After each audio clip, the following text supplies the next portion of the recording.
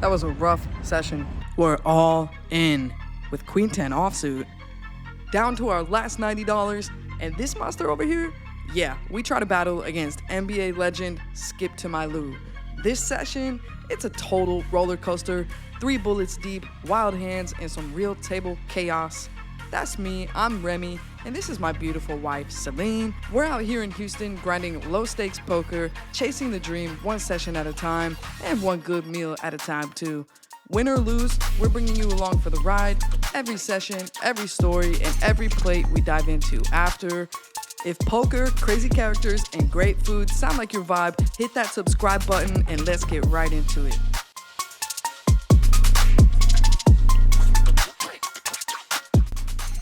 First hand of the session, already feeling like we are gonna get a lot of love today because we look down at Queen 10 of hearts. That's definitely the best queen. It's a straddle pot and we're first to act. Going to open it up to $15. We get 5 callers. That's what we call a Texas heads up, and we're off to the flop. Flop is 8 of clubs, 3 of clubs, 3 of hearts. All that giggling back there, yeah, that's the giggle of a menace, an NBA menace. We're battling with NBA legend Rafer Alston, aka Skip to My Lou, and this will not be our first battle. Checks to him and he bets out $40. Small blind, who is our main villain, makes the call. I should have made a fold here, but I convinced myself with this pot, this price, 2 overs and backdoor hearts to make the call. Turn is the 4 of hearts, and now the small blind jams. And you know, I have this toxic habit where I look at someone's stack and I just be like, oh, it's only $100 or something. Except I don't acknowledge the fact that my stack is generally similar. And with my flush draw, I decided to make the call. And it turns out it was not just 100 something, it's like $190 type something. No heart on the river and his 3 holds. And that's how we basically dust off our first bullet in our first hand.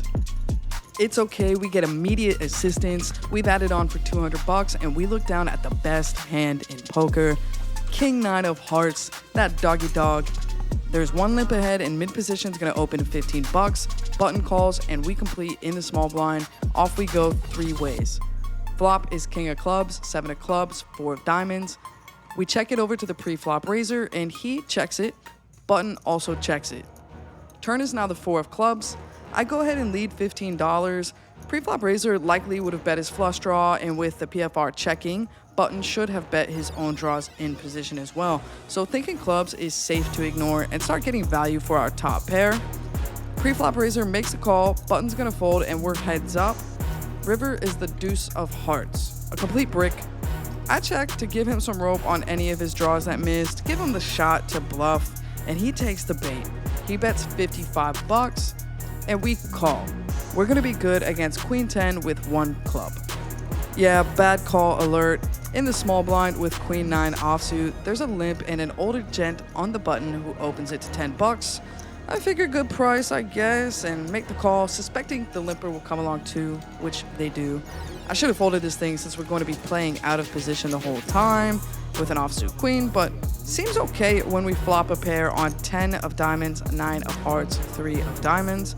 Ugly-ish board, so when the older gent bets pot, I ignore these warning signs and I call.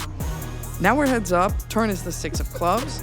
He barrels again, $50. Now this is just fold signal number 3, red alert, get the heck out of Dodge. He's not double barreling a flush draw or an ace-king type of hand.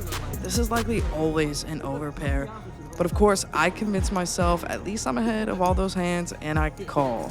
River is the ace of diamonds. Well, now we beat nothing. I check and he checks, which, well, we were never beating anything because he shows pocket kings and essentially gets the max from me. Wish I could tell you we will learn from our mistakes and only get better, but it's early in our relationship. I can't lie to you guys just yet. This episode is a clinic on letting the bad decisions roll, and this next one is no exception. Okay, y'all are gonna have to hear me out for this one. There's 2 limps to me, I'm on the button, I got ace-7 of clubs. Of course, I raised to $15. Then it gets back to the original limper who started all this mess, NBA player and street baller legend, Rafer Alston, aka Skip to My Lou. This man limp raises to $85. Now, I've been playing a lot of poker with Rafer lately. You can catch him in some of my shorts I've been posting from Bill's game. He's awesome to play with. He's good at the game. He's good at reading people. He's generally a great dude and hella fun to play with. But all this time we've had on the felt together, I've picked up some things. Last game we played, he pulled a similar move and he made a comment that stuck with me. I'll go for the limp raise just to see where the player at, and if they jam, I know I'm not good. And he also has another philosophy. This game is about being able to fold. Good players can make hard folds. I've seen him fold ace-king when I could never. So 1, we know he's capable of light limp raises, and 2, we know he's capable of folding strong hands. This was all the information I needed to make this move. I choose to raise it to $200 because my man is smart. He's gonna know by leaving some behind that I'd be doing this only when I want a call. It looks strong. Hindsight, should have just jammed it in because leaving some behind is strong, but at these stakes, nothing feels stronger than those 2 words, all in. Now it's on Rafer. Our plan is in motion. All we need is the fold, and this is not good. He puts us all in, and of course we have to call it off. I went from being Master Genius Kid with some secret laboratory to being all in for my entire stack with a suited Spraggy. Luckily, I had one last smart thought in my brain, and it was to go for 2 boards. Rafer hits a boat with his king-queen offsuit on the first one, and we hit an ace on the bottom to chop this one up. Save.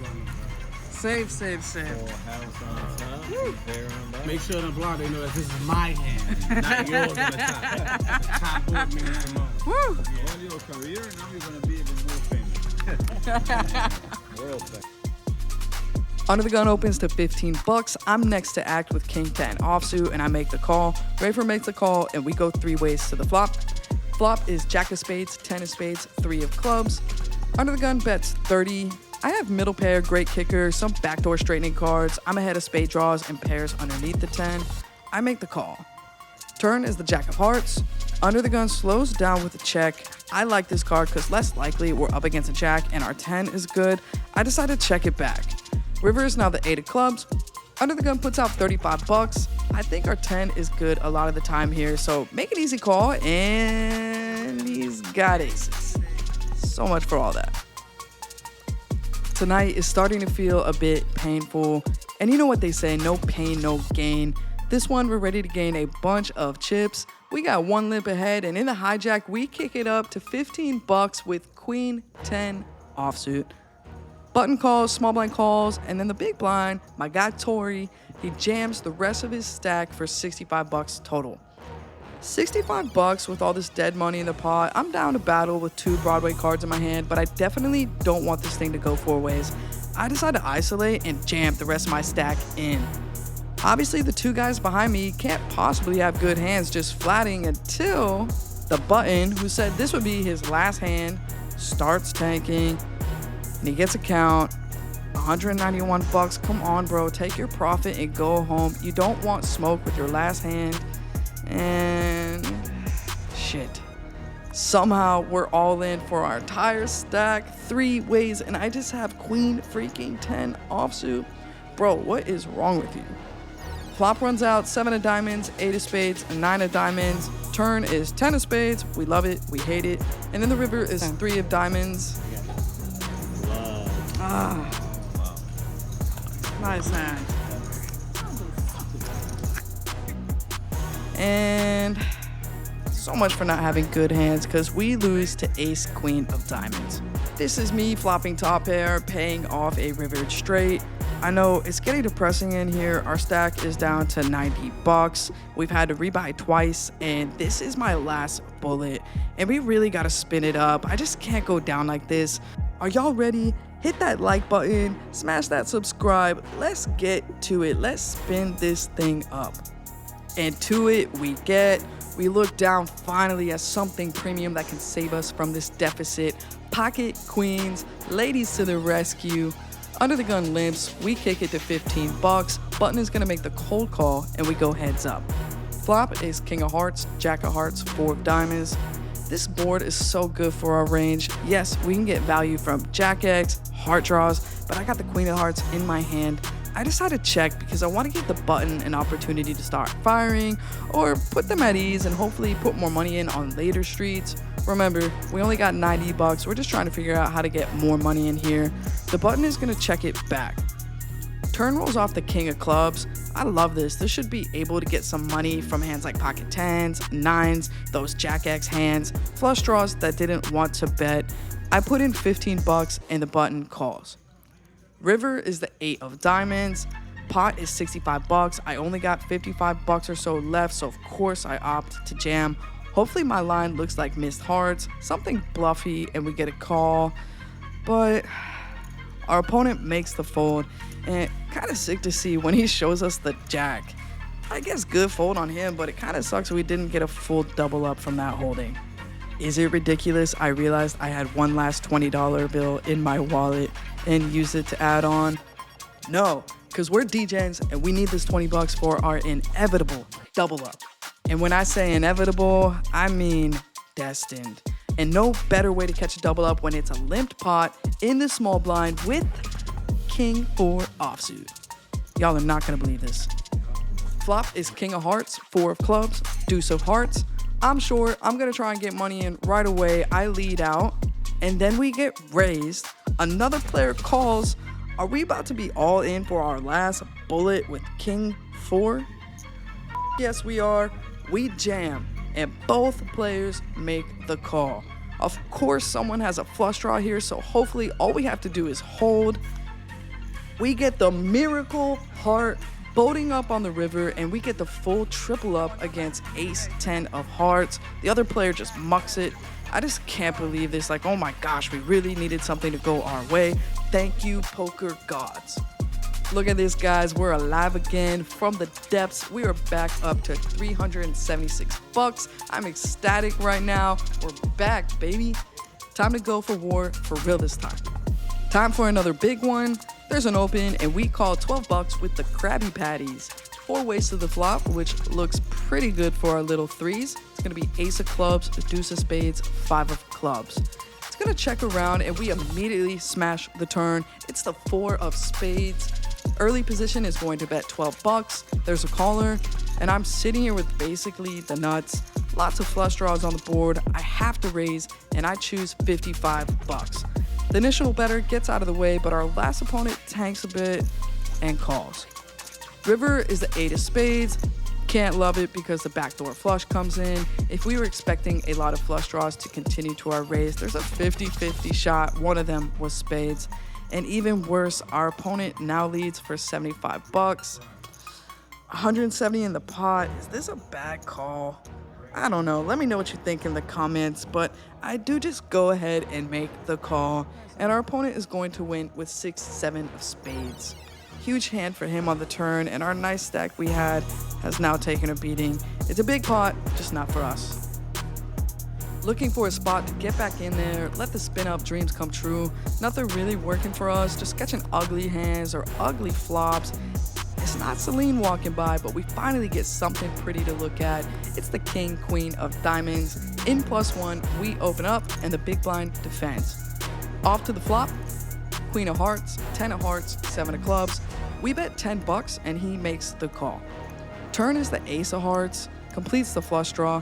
He checks, and I think we can try to still get value from worse queen X, maybe some unbelieving 10X, or any draws. So I bet 25 bucks, and he makes the fold. All good for me. At least this is coming back to us in the right direction. So you have to meet. Whoa, bro. Whoa, why am I getting shots fired? That's nuts. In the small blind, we got ace jack offsuit. There's a new player at the table. He's infamous around here at TCH and claims he's a master at poker. He wants to take down Rafer, and then he looks at me, tells me I'll be next. Well, dang, I don't know how I got roped into some beef, but being second next to Rafer seems like it's a dub. Let's be real, this is probably the only game I'll ever be able to compete in a bracket with him. We raise to 45 bucks. The initial raiser in the low jack makes the call, and we're off to the flop. It's ugly. 7 of clubs, 3 of clubs, 3 of spades. But I won't back down. I'm just gonna bet my range here, 35 bucks, and we get the fold. We got pocket 7s in the big blind, limps to me, and of course we gotta kick it up. Only one caller, We get 2 streets of value from him on a Broadway-esque board, and another one coming our way. Starting to feel like we're catching some momentum again. A nice suited ace in the cutoff. Gonna 3-bet my corner buddy to 45 bucks and a raise and take. Maybe, just maybe, we can do this. Ah yes, an upgrade. Having a queen is always an upgrade, fellas. And we raise and we take it again. And you know what's also an upgrade? Pocket aliens. Yeah, time to take over the world. Well, at least the felt. On the button, there's a limp and we raise to 15 bucks. Only the big blind calls though, and we're gonna go heads up to the flop. Flop is 6 of clubs, 6 of spades, jack of spades. Please have a jack. Please don't have a 6. I'm simple. He checks to me and we go for $10 c-bet, going small, just hoping to get a call, and we do. Turn is now the king of hearts. Love it, cause hoping he's some king X of spades type of hand, maybe floated light, hoping to catch some backdoor straightening cards. But also don't love it because it's much better for my range and would scare off other hands that can pay us like pocket 5s or 7s, something like that. I bet small again, 20 bucks to keep those hands in. Hindsight, maybe targeting the stronger portion of his range, like the Jack X, spade draws, whatever King X possibly makes it here. Could net more monies here, so pot is 53 bucks, say like 35 would have been better, but it's okay, he makes the call. River is the jack of hearts. He checks to me, and this might be nitty, but I'm not gonna get more value from spades. Those pocket 5s, 7s types hands likely aren't calling another bet. I could have went thin and bet small, maybe to get some value from those single paired hands. I think a King X hand would call, but with the jack pairing, I figured if I bet, I might be running into more than that, so I just check it back. And we're good against pocket 9s. Maybe would have got some more value out of this hand, but we'll never know. This gets our stack back over 300 bucks for like the gabillionth time today. Hopefully it actually stays this time. We continue to pick up some decent hands, bring in a couple decent pots, get in another all-in with Skip when I have trips and he has top pair. Luckily we run it twice because his top pair turns into a big bowl on the first run out and we end up chopping it up. NBA money is hard to get, jeez. Just a couple more battles and pots that keep sliding our way before we catch our last hand of the night. It's a straddled pot. We got 10-8 offsuit in the big blind, going to complete and head 3 ways. And what a beauty. We freaking flop it. 6, 9, 7, all rainbow. Maybe we can get some money off Skip this time.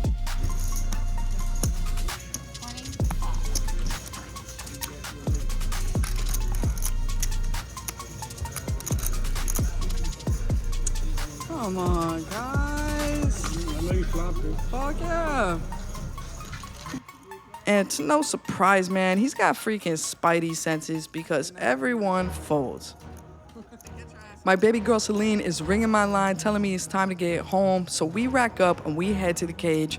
What a freaking battle. Guys, we were down to 90 bucks. I basically felt homeless pulling out that last $20 of dust to add on. And here we are, leaving with a full rack. It's not a full recovery, but it could have been a hella bad night for the bankroll. Just goes to show you can't keep a good dog down.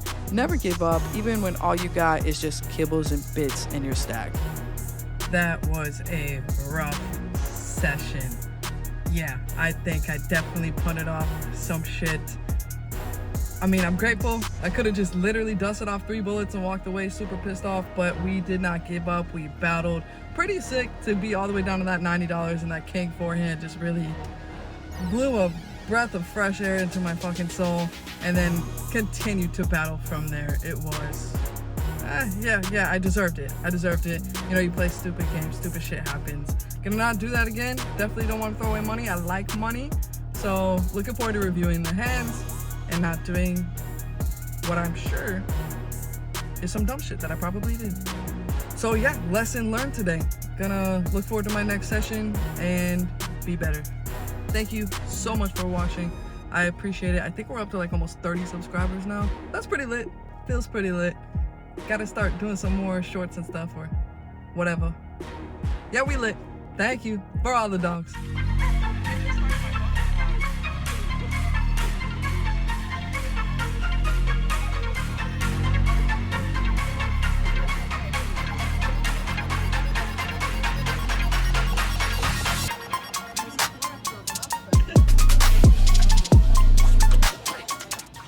If you stayed for the food, well, we're here to deliver. I'm not one to get caught up in battles off the felt, but word has it that Texas barbecue is the best barbecue. I'm here to just provide some evidence. This is Truth Barbecue, one of our favorite spots in Houston. The line is always out the door when we come to this place, and if you're planning to stop by, make sure you get here early so they're not sold out. We got a shebang plate, which was basically every meat. My favorite is the beef rib, but unfortunately, you can only get those on the weekend. If Texas doesn't have the best barbecue, be sure to let me know in the comments. And if you're ever in the city, definitely stop by here.